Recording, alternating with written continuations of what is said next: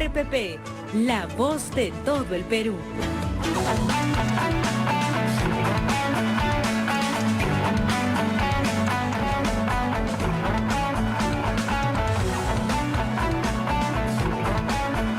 Bueno, continuamos con Todo se sabe y estamos con el gobernador regional del Cusco, Jean Paul Benavente. ¿Cómo está, gobernador? Muy buenas noches. Buenas noches, Omar. Un gusto estar acá en tu programa. No, gracias por acompañarnos. Quería empezar con un tema que a ver, no sé si le estamos prestando, o el gobierno le está prestando la importancia de vida. Yo sé que tiene que ver más con Apurímac que con el Cusco, pero es la zona, de una gran zona de influencia minera. El proyecto Las Bambas. Hay una preocupación latente ahí, no se termina de resolver, lleva semanas paralizada.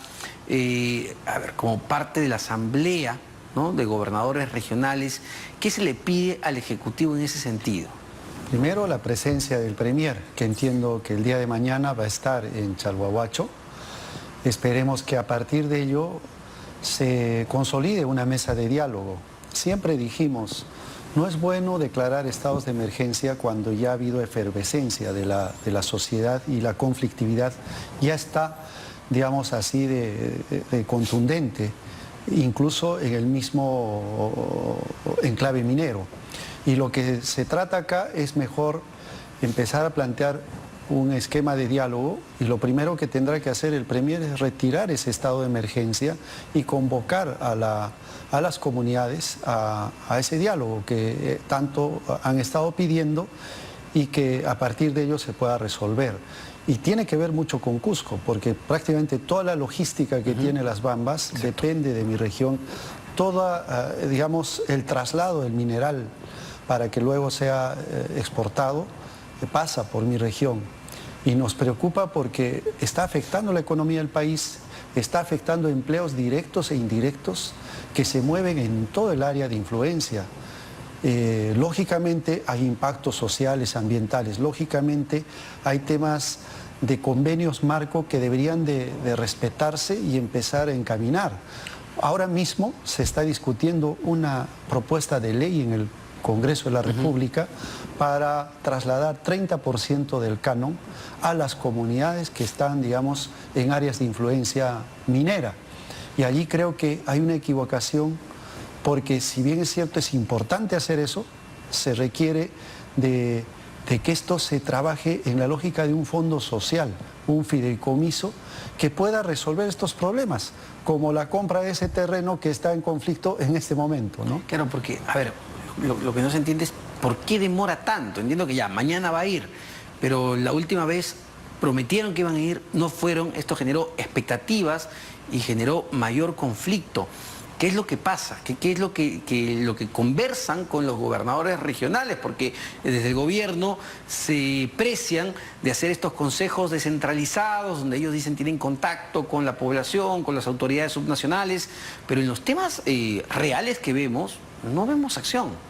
Exactamente, pero quiero separar, para hablar sí. De manera, digamos, más profunda el tema de los consejos descentralizados. En este caso, obviamente el proceso de descentralización no está articulando bien esta relación entre gobierno nacional, gobiernos regionales. O sea, usted ve cuál ha sido la reacción de mi homólogo de Apurímac, confrontando al mismo presidente y pidiéndole la presencia en Chalhuahuacho. Y eso es lo que decimos, pero esa presencia tiene que haber en el marco del respeto a la investidura, pero también de soluciones prácticas, concretas con la ciudadanía, y obviamente planteando un Estado de Derecho, la autoridad que así supone en este momento. Es decir, muchos critican de que la misma autoridad está siendo cuestionada por las comunidades, por las organizaciones sociales, y ese es un mensaje que tarde o temprano puede, digamos, repercutir como un boomerang al mismo gobierno nacional en todo intento de diálogo con la sociedad. El conflicto en torno a Las Bambas es sumamente complejo. También hay que ser bastante claros con esto. No nace con este gobierno, lleva ya varios años, involucra a muchísimas comunidades, incluso con distintas agendas y distintos pedidos. ¿Esto va a continuar? ¿Cuán compleja? ¿Qué hace que sea tan difícil la relación para este proyecto minero, el más importante, el más grande además del Perú? Parte por entender lo que tú dices, Omar. Hay problemas de los últimos 4 años. Prácticamente un año ha estado paralizado el corredor minero, el corredor vial, incluido poblaciones de Chalhuahuacho, de la región Apurímac, como en Cusco.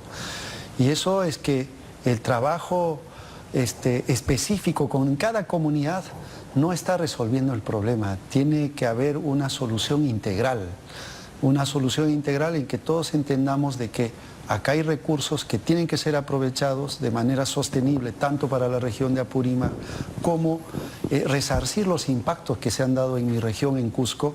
Y eso pasa por lo que te decía al inicio, es una suerte de impulsar un fondo social que pueda generar y identificar proyectos de desarrollo en esta zona para que las comunidades puedan acceder no solamente a cerrar brechas en saneamiento básico, porque la gran problemática es agua, sino también proyectos productivos y que puedan ser parte de manera conjunta en la cadena de valor de lo que significa la actividad minera en esa zona, que entiéndase se ha dado de manera muy fragmentada, dispersa, cuando en realidad debería de darse de una manera más integral. Ahora, esto, claro, debería ser parte de estos consejos descentralizados que organiza el gobierno, insisto.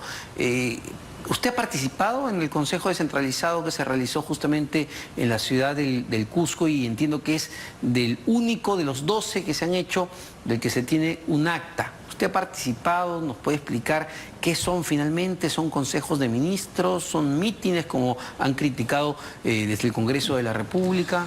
Yo creo que no sé si hay la existencia de un acta.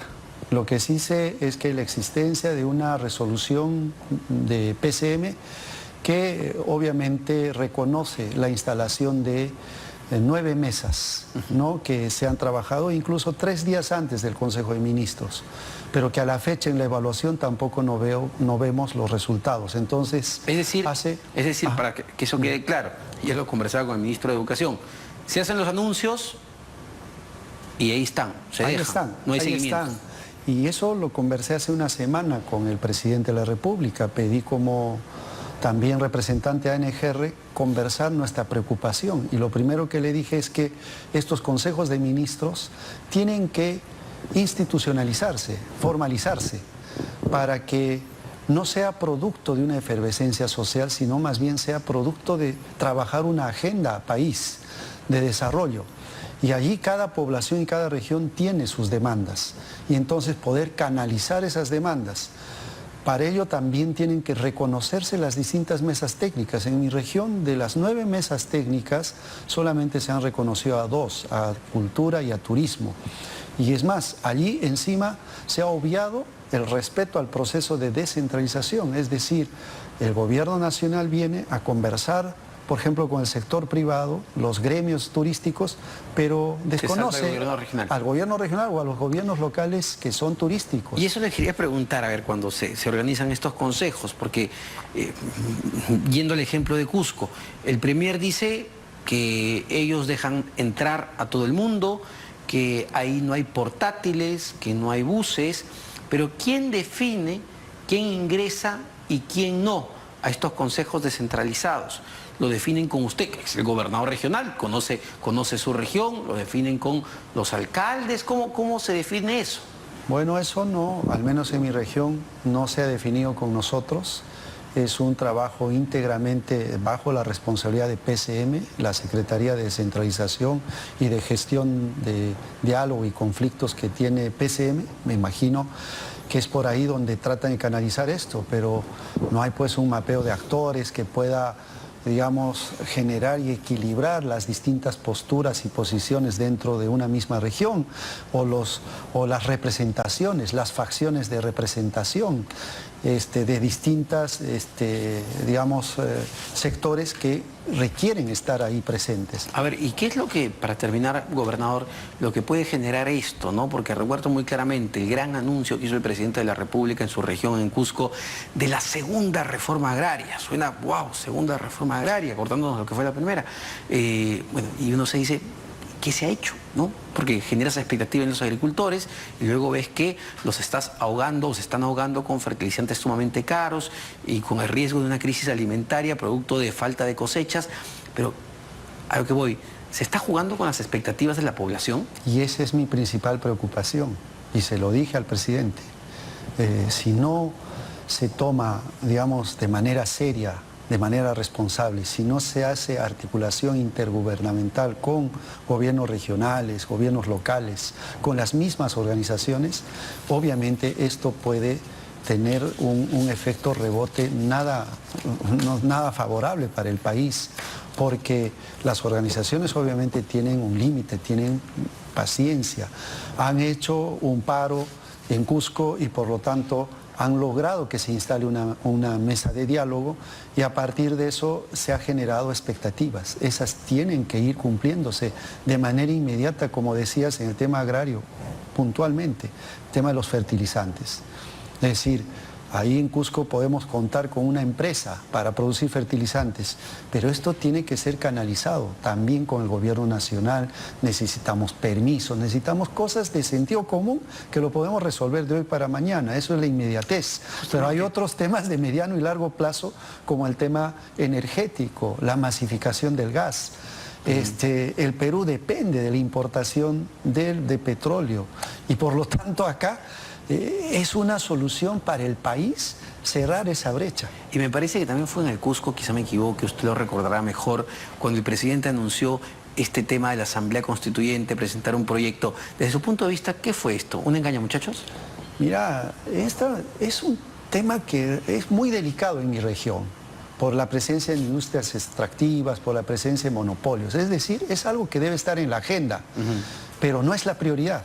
No es la prioridad está ahí donde le está, digamos, afectando al bolsillo de los peruanos y peruanas. Y creo que esto se ha debido discutir de otra manera, en otro espacio, y no generar todo este efecto populista, ¿no? de lanzar una asamblea constituyente. Muchísimas gracias, gobernador Jean Paul Benavente, gobernador del Cusco, sobre diversos temas. A ver, varios puntos que ha dejado el programa el día de hoy. El procurador anticorrupción, Javier Pacheco, ha anunciado lo siguiente o ha señalado lo siguiente en el programa. El Partido Perú Libertario se encargó de las organizaciones de Dirección Regional de Transportes y Comunicaciones de no pagar su reparación civil. Vladimir Cerrón podría volver a prisión, es lo que ha dicho el procurador Javier Pacheco. El congresista Jorge Montoya, presidente de esta comisión que investiga un supuesto fraude en las elecciones del 2021, ha señalado sobre el caso Villaverde, las declaraciones de Samir Villaverde, que algo debe tener, porque se está jugando su libertad.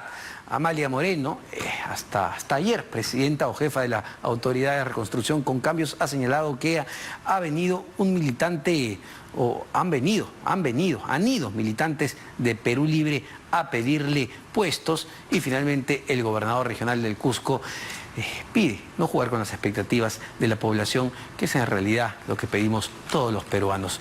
Muchísimas gracias. Nos reencontramos el día de mañana, ya saben, minutos antes de las 8:30, porque al final todo se sabe.